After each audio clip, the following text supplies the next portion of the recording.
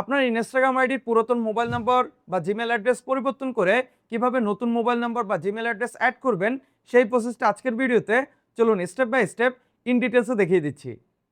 So viewers, আপনার Instagram আইডিতে আসার পর সরাসরি আপনার প্রোফাইল অপশন চলে আসবেন।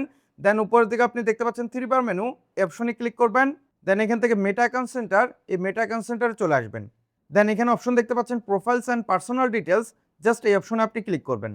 দেন নিচের দিকে দেখতে পাচ্ছেন পার্সোনাল ডিটেলস এবং এখানে কন্ট্যাক্ট ইনফো, আপনি জাস্ট এই কন্ট্যাক্ট ইনফো অপশনে ক্লিক করবেন।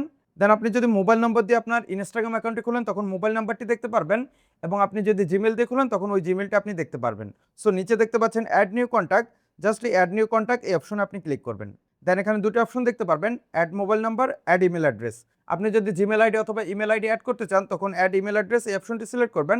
আর যদি আপনি মোবাইল নাম্বার অ্যাড করতে চান তখন এখান থেকে মোবাইল নাম্বার এই অপশনটা আপনি সিলেক্ট করবেন। দেন নেক্সট স্টেপ এখানে এন্টার মোবাইল নাম্বার, এই এন্টার মোবাইল নাম্বার অপশন আপনি নতুন যে মোবাইল নাম্বারটি অ্যাড করতে চান ওই মোবাইল নাম্বারটা আপনি এখানে দিয়ে নিচে নেক্সট অপশনে ক্লিক করবেন। দেন নেক্সট স্টেপ চলে আসবে এন্টার ইউ কনফার্মেশন কোড। মূলত আপনি যে মোবাইল নাম্বারটি দিলেন ওই মোবাইল নাম্বারে যদি হোয়াটসঅ্যাপ খোলা থাকে সরাসরি আপনার হোয়াটসঅ্যাপে একটি কনফার্মেশন কোড যাবে, ওই কোডটি আপনি এখানে দিয়ে নেবেন। আর যদি ওই নাম্বারে হোয়াটসঅ্যাপ খোলা না থাকে তখন আপনার যে মোবাইল নাম্বার আছে ওই মোবাইল নাম্বারে এসএমএস চলে যাবে।